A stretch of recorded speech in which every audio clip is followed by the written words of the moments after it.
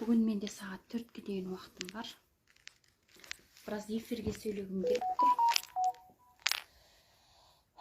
Себебі қазір мынау Сережан Біләшұлына деген қаралау қатты күшейіп тұр. Мен көптеген адамдармен сөйлестім, бәрі айтып жатыр. Оның себебін түсініп тұрған шығарсыздар, бірақ соның ішінде сол қаралаушылар, жалалаушылардың жапқан жаласының ішінде мынадай бір сөз тіркесі бар. Мысалы, жарқын жетінің кесірінен Қытайдағы қазақтар тұтқындалып жатыр деген осы сөзді олар жиі айтады.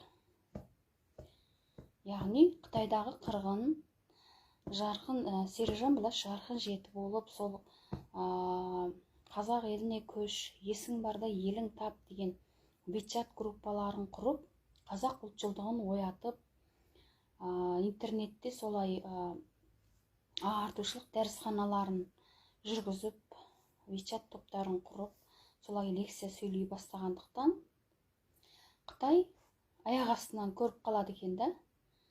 Содан кейін осы Сережанның лекцияларын тыңдаған, соның группасында болған, және кезінде WeChat группаларында алғаш 2016-дан бұрын Сен қазақ күлтегін деген сайттар болды. WeChat группаларынан бұрын қазақ қоғамына интернет жалпыласа бастаған кезде. Сол сайттарда да қазақ ұлтшылдығын дәріптеп, қазақты оятуға сондай «Мың бір сапар» деген роман жазылды мысалы. Соның бәрін кесірінен Қытайдағы қазақ қазір зардап шегіп отыр дегенді алдыға тартады. Бұл енді қалай ойлаймыз? Бұл тап-таза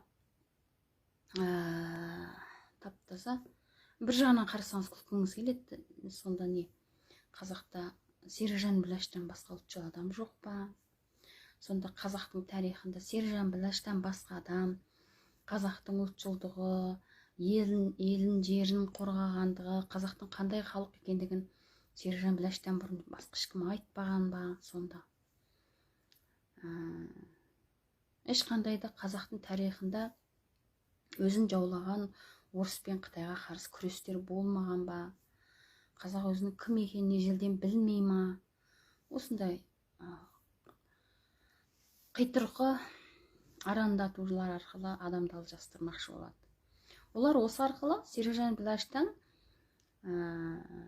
Сережан Біләшті оқшаулау, атажұртты оқшаулау, халықтан атажұртқа барсаң, атажұртпен аралассаң, атажұртқа арыздансаң, атажұрттағылармен бірге жүрсең, тіпті сен пәле болады деген үлкен бір пәле болады деген сөзді адамдардың миына езіп құйып жібергісі келеді. Несі пәле болады? Болатын пәле болып болды.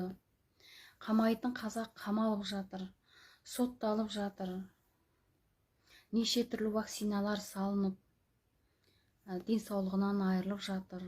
Ол жақтағы қазақ тілді мектептер бүкілдей жабылып, соңғы 10 жылдықта қосылу оқу ағарту деген жолға қойды да бүкілдей ана тілінен айырылды. Қазақ біткен. Тек қана Қытай тілінде сабақ оқиды, Қытай тілінде университет бітіреді, Қытай тілінде бүкіл жұмыс. Қытайша ғана білсең, жұмыс істей аласың, болмаса жұмысқа тұра алмайсың. Міне осындай болып кетті ғой барлығы. Сондықтан